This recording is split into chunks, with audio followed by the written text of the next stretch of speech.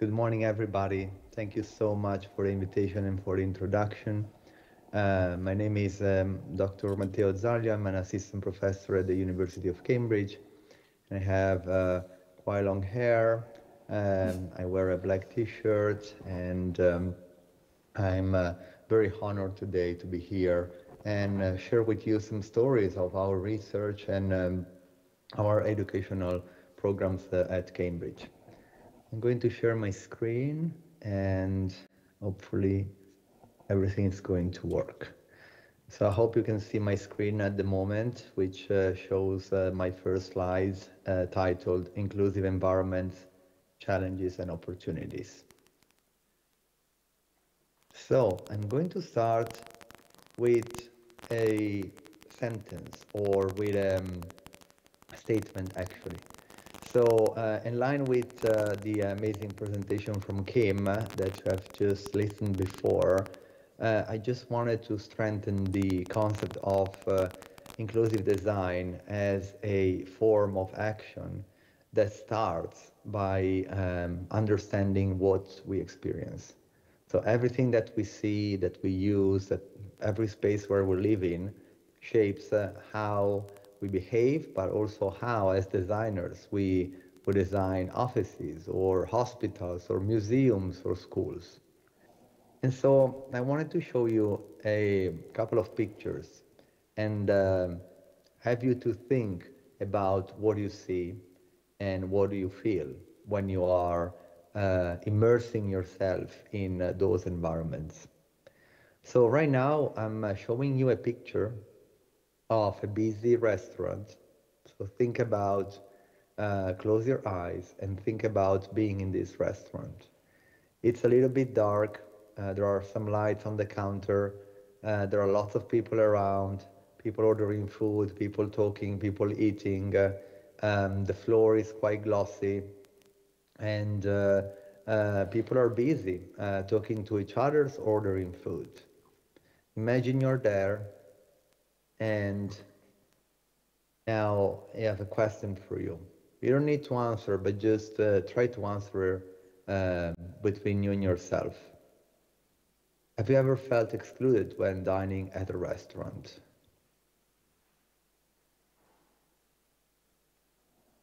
Now I'm showing you another picture, a picture of a very bright office, a very nice workplace with a lot of light, natural light and also artificial light.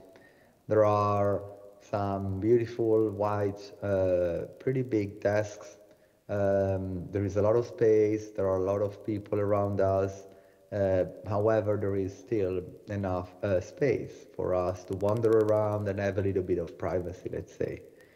The floor is a concrete gray floor, and the walls are mostly white with a dark black ceiling.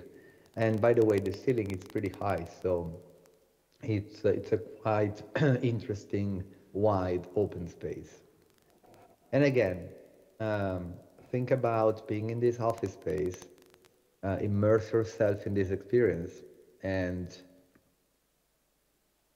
think about the question. Have you ever felt excluded when working at an office? So, of course, it would be great to understand your perception of exclusion now at this moment. But for the sake of simplicity, I just wanted to share with you a few hints on what kind of exclusion we can experience. So we have a very sort of simple to understand, easy to witness form of exclusion, which is physical exclusion. So you have seen probably in your life, or you have experienced having, experience difficulties in entering a building. And for example, a person on a wheelchair having an unpleasant experience entering a building or a room is unfortunately a great example of physical exclusion. But also, you might want to have a trolley bag and you need to pull it up over the stairs, or you have your bike, or you have just a baby stroller, and it's kind of hard to overcome a few steps when you have those wheel-based kind of devices. We also have sensory exclusion. So a person with visual impairments who feels disoriented when in a building or a room, or a person with hearing impairments who finds difficult to communicate and hear announcements or sounds. Of course, you don't need to be completely deaf or completely blind to experience exclusion, but you might just need to wear some glasses, and when you enter a cafe where it's so cold outside and you enter a warm environment, your glasses get all foggy. And for a few seconds or maybe a minute, you can't see anything. And then we step into a third form of exclusion, which is cognitive exclusion. Kim mentioned before ADHD as one of the top forms of cognitive impairments in the UK. I think around 17% between ADHD combined with other forms of cognitive impairments. So when we talk about cognitive exclusion, you can experience some form of ADHD where it's really hard for you to focus or work in an environment that is very much overstimulating for you. Some people can focus very well when they work at Starbucks. For others, they need a quiet environment such as a library. But also, when we talk about cognitive exclusion, for example, if you have dyslexia and you find difficult to read, write, and spell, imagine how would you feel at a terminal, at an airport, or in the underground, or at a train station, maybe in your country, or even worse, in another country where the language is completely different and the information are completely different than what you're used to. So again, this is not just to reinforce the concept that if you have a perceived and recognized disability, you can experience exclusion, but also if you have a mild or even low impairment, or actually you don't need to have an impairment to feel excluded. If you are not a native English speaker and you visit England, you might find difficult to orientate yourself over the information on the screens in a train station or at an airport or at a bus station. So as you can see, as you probably witnessed in your life already, inclusion at a wider scale, including accessibility, diversity, equity, and inclusion, and most importantly, cultural inclusion, impacts how we experience objects, services, environments, and as a result, how we build relationships with other human beings. So it's very important for us to understand what factors contribute to the continued sense of exclusion that we experience in buildings and workplaces. So our focus is very much to understand how do we move from the feeling of exclusion to the feeling of inclusion in the design of buildings, and in particular workplaces, which has been the focus of our work in recent years, to make sure that people are happy, people feel included, and the spaces are offering an accessible and overall inclusive experience to everyone. So we did some research, and we found early on that only 10% of the people we surveyed reported that clients and building owners are well informed about the benefits of designing inclusively. By the way, this survey was run across a large population of architectural design professionals, designers, engineers, and architects. And again, only 1 out of 10 reported that their clients are well informed about the benefits of designing inclusively, which is literally a very small number. And then we also discovered that more than 7 out of 10 survey respondents reported that clients and building owners fail to perceive the value of inclusive design. And so we found a correlation between the scarcity of clients' awareness of inclusive design and the lack of perceived value of inclusive design. So what does it mean?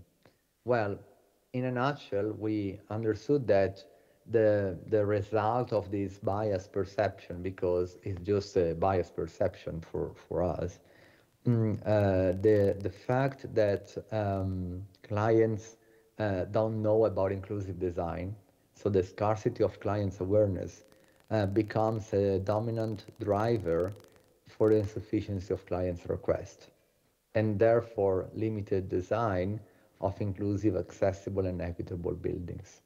What does it mean? If people don't know about inclusive design, don't know about the potential, they don't know about the benefits of inclusive design, therefore they don't request or they don't inquire architects or engineers or designers or whoever has the opportunity to create designs, well, they don't get asked to work inclusively. And therefore, we can still witness a lot of buildings or cities that are not fully inclusive. So for today, I wanted just to give you 3 hints that we discovered throughout our research before we share with you some of the tools we created. So it's really critical that we continue to foster awareness education for people and the market. The more people know about the benefits and the value of inclusive design, the more we will see buildings and cities that are fully inclusive. It's really important also to streamline the design process. So at the moment, there are a lot of steps into the process of designing buildings and, for example, workplaces. But if we streamline all these steps by starting with inclusive design as a major North Star, we will help a lot of design professionals to be more efficient and also more effective with their designs. And that's something really important. It's critical now in 2024 and even more in the future to measure the social return on investment on anything that is designed. So we need to understand, for example, what are the resources we use to design and build inclusive buildings, but also what is the return on the social capital, on the people. How do they feel when they live in a space that is more inclusive? So connecting these 3 bullet points, I wanted to present you very quickly with some tools that we developed to address the inclusive design gaps and promote more inclusive and sustainable design of better buildings. So we have an idea toolkit, which is composed of the inclusive design canvas, which is a template to help design professionals to ask the right question and map and brainstorm more inclusive designs. And then we have Inclusify, which is a tool to measure and assess well-being and inclusion in buildings, cities, and in general on anything that has been designed. So with Inclusive Design Canvas, we basically have a template to help design professionals to brainstorm more inclusive ideas. And the canvas is composed of a few bits that I'm going to share with you here. You can use, leverage user personas and their journey to understand more about the capabilities that people have. For example, the capabilities of the people that will be using a building. Then you use the capabilities to translate into needs that these people have. And then finally, you use the information to create design requirements. And the inclusive design canvas looks like this. We use this canvas with many architectural design professionals, and we start with an activity together to literally brainstorm who are we talking about, what is their journey, what are the capabilities of these potential users of the building, what are the physical needs, and then by looking at this structured approach to create ideas, we can brainstorm the design requirements. What do we have to build to make a building or an office or a school or a museum or a hospital more inclusive? As I started the presentation today with this sentence, designing inclusively starts from understanding what we experience. I wanted to show you then Inclusify, which is this software. It's a platform that allows you to understand more about the perception people have of the physical space, of a museum, a school, an office, a part of a city, but also to understand the dynamics and the perception of the dynamics that people have together. So one is understand what we feel about the space, and the other is how do we feel about the people we have around us in this particular space. And with this software we have been using for a few years, we have been helping companies to understand through a data-informed approach what are the challenges, what are the points of exclusion. And with this technical report that we offer based on the data we collect, we have helped companies to understand what do they have to prioritize, how do they have to improve the design to make it more inclusive and accessible for their employees, for the visitors of a museum, or for the patients at a hospital. And here we have a few quotes from some of our users and clients. So you can see that there is a very much added value from using Inclusify, especially because it can better understand, it can help companies to better understand the needs and what do they have to do to make the workplace or the building more inclusive. So I would like to leave you with a question for today, because there are opportunities to improve how do we design buildings. There are opportunities to improve how do we design cities, and ultimately how do we design furniture and objects that we use every day. So my question for you all is, what are you waiting to make inclusion a priority? We have knowledge, we have people, we have skills, we have passion, and all together we can really boost the opportunities we have to make inclusive design the new priority. And let me tell you that I hope, I see and I hope inclusive design becoming something for the future that will be only recognized as design. Well, why? Because I think one day we will get to a stage where when we will say design, the concept of making it inclusive will be already embedded into it. So we will not have to make the claim of being inclusive designers, but we'll be designers that act as inclusive designers from the ground up. And so one thing that is very important that we want to start doing more is to measure the social return on investment by using the huge amount of data that we have, for example, for creating more inclusive workplaces, and also to show the benefits of designing with an inclusive mindset from the start.